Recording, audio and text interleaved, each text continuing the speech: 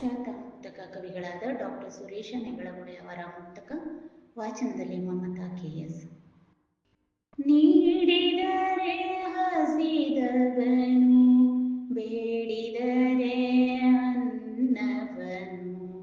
ನೀಡಿದರೆ ಹಸಿದವನು, ಬೇಡಿದರೆ ಅನ್ನವನು. ಹಿಡಿಯೊಂದು ಅದು ಬಹಳ ಬೆಲೆ ಪಡೆಯುವುದು. ಹಿಡಿಯೊಂದು ಅದು ಬಹಳ